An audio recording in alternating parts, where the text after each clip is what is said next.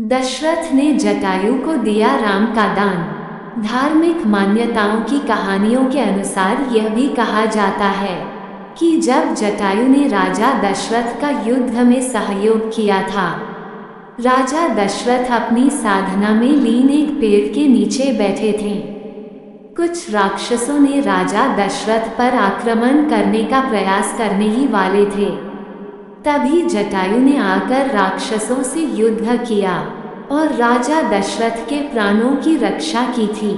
इस घटना के बाद राजा दशरथ और जटायु की आपस में मित्रता हुई थी। इस घटना से प्रसन्न होकर राजा दशरथ ने जटायु को वरदान मांगने को कहा। तब जटायु से मित्रता करते हुए राजा दशरथ ने जटायु को ये पुत्र दान का वचन दिया था। जटायु के एक पक्षी होने के कारण भगवान राम का लालन पालन राजा दशरथ के पास ही हुआ था। जब जटायु की मृत्यु हुई तब राम जी ने उनका अंतिम संस्कार करके पितृ ऋण से मुक्ति पाई थी। तभी से यह कहा जाता है, प्राण जाए लेकिन वचन ना जाए। दशरथ जी ने जटायु को वचन दे दिया था कि प्रथम ज्येष्ठ पुत्र उनका पुत्र होगा। विधि के विधान के अनुसार जटायु का अंतिम संस्कार श्री राम जी ने अपने हाथों से किया। राम जी ने अपने पिता का अंतिम संस्कार इस कारण नहीं किया। पिता का अंतिम संस्कार मान्यताओं के अनुसार राजा दशरथ का अंतिम संस्कार राम जी के छोटे भाई भरत ने किया था। राजा दशरथ और जटायु की आपस में मित्रता थी। साथ ही यह जटायु ने रावण से सीता माता को बचाने का संघर्ष करते हुए अपने प्राण त्याग दिए थे। जब जटायु का घायल शरीर जमीन पर गिरा और जब राम जी घायल जटायु के पास पहुँचे, जिसके बाद जटायु ने माता सीता के रावण द्वारा हरण किए जाने की सूचना दी। जटायु की मृत्यु के बाद राम जी ने जटायु का अंतिम संस्कार किया। राजा दशरथ के मित्र होने के नाते जटायु भी राम जी के लिए पिता समान ही थे। जटायु का अंतिम संस्कार करने के बाद राम जी को अपने पिता का अंतिम संस्कार का ऋण चुकाने का अवसर प्राप्त हुआ था। आगे की कहानी इस प्रकार है। रावण सीता माता को लंका उठा कर ले जाता है। सीता की करुण पुकार सुनकर जटायु ने उस ओर देखा तथा रावण को सीता सहित विमान में जाते देख बोले, अरे रावण, तू एक पर स्त्री का अपहरण करके ले जा रहा है। अरे लंकेश, यह महाप्रतापी श्री रामचंद्र जी की भार्या है। एक राजा होकर तू ऐसा निंदनीय कर्म कैसे कर रहा है? राजा का धर्म तो पर स्त्री की रक्षा करना है। तू काम के वशीभूत होकर अपना विवेक खो बैठा है। छोड़ दे राम की पत्नी को। हे रावण, मेरे समक्ष तू सीता को नहीं ले जा सकता। प्राण रहते तक मैं सीता की रक्षा करूंगा।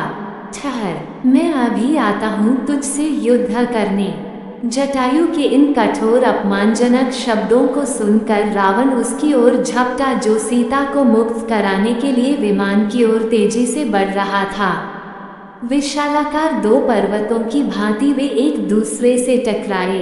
क्रुद्ध जटायु ने अपने पराक्रम से 2 बार रावण के धनुष को तोड़ डाला, उसके रथ को तहस नहस कर डाला और रावण के सारथी का वध कर डाला।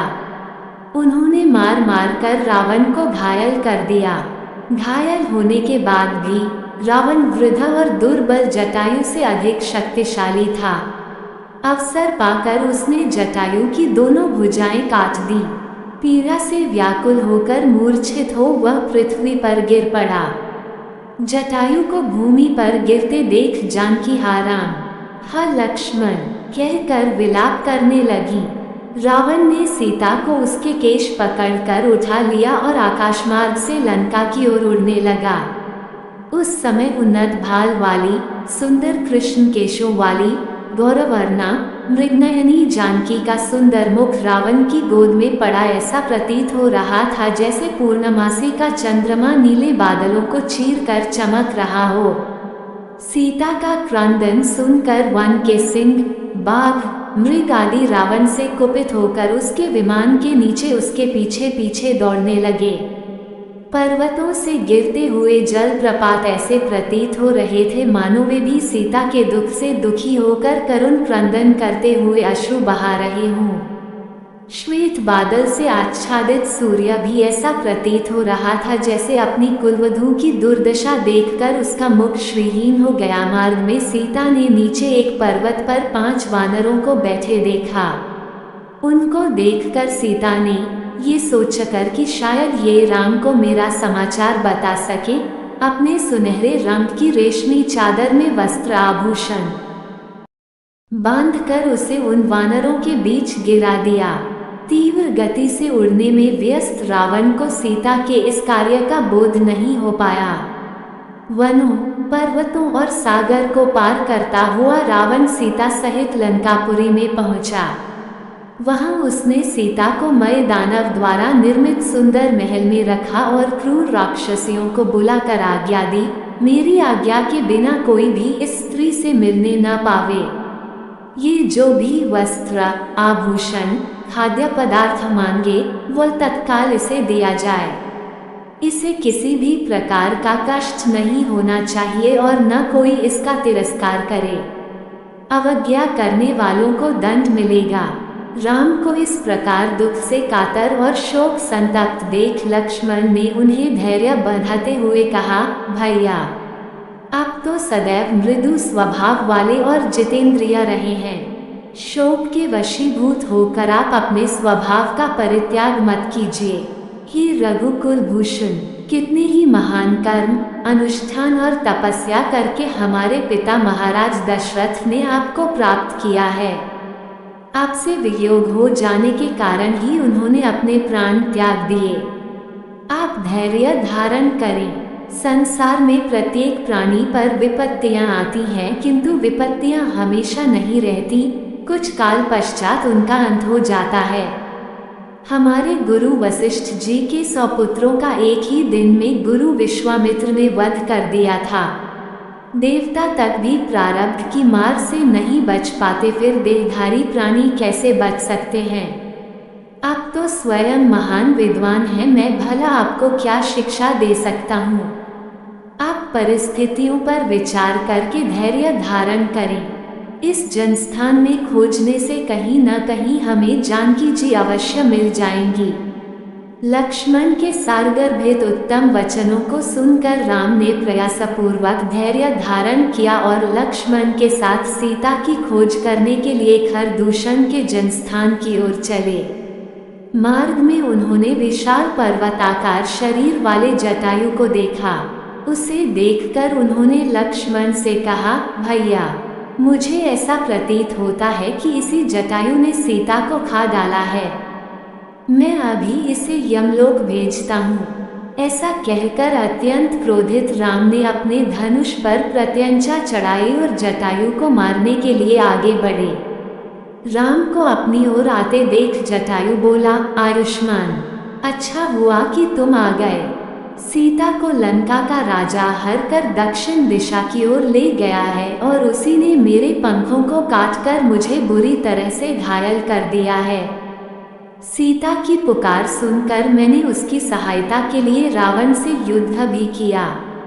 ये मेरे द्वारा तोड़े हुए रावण के धनुष उसके बाण हैं। इधर उसके विमान का टूटा हुआ भाग भी पड़ा है। ये रावण का सारथी भी मरा हुआ पड़ा है, परंतु उस महाबली राक्षस ने मुझे मार मार कर मेरी ये दशा कर दी। वह रावण विश्रवा का पुत्र और कुबेर का भाई है। इतना कहकर जटायु का गला रुंध गया, आंखें पथरा गईं और उसके प्राण पखेरु उड़ गए। जटायु के प्राणहीन रक्तरंजित शरीर को देखकर राम अत्यंत दुखी हुए और लक्ष्मण से बोले, भैया, मैं कितना अभागा हूँ। राज्य छिन गया, घर से निर्वासित हुआ, पिता का स्वर्गवास हो गया, सीता का अपहरण हुआ और आज पिता के मित्र जटायु का भी मेरे कारण निधन हुआ। मेरे ही कारण इन्होंने अपने शरीर की बलि चढ़ा दी। इनकी मृत्यु का मुझे बड़ा दुख है। तुम जाकर लकड़ियां एकत्रित करो। ये मेरे पिता तुल्य थे, इसलिए मैं अपने हाथों से इनका दाह संस्कार करूंगा। राम ने पत्थरों को रगड़कर अग्नि निकाली। फिर द्विज जटायु के शरीर को चिता पर रखकर बोले, हे पूज्य गृध्रराज, जिस लोक में यज्ञ एवं अग्निहोत्र करने वाले, सम्रांगण में लड़कर प्राण देने वाले और धर्मात्मा व्यक्ति जाते हैं, उसी लोक को आप प्रस्थान करें। आपकी कीर्ति इस संसार में सदैव बनी रहेगी। ये कहकर उन्होंने चिता में अग्नि प्रज्वलित कर दी। थोड़ी ही देर में जटायु का नश्वर शरीर पंचभूतों में मिल गया। इसके पश्चात दोनों भाइयों ने गोदावरी के तट पर जाकर दिवंगत जटायु को जलांजलि दी।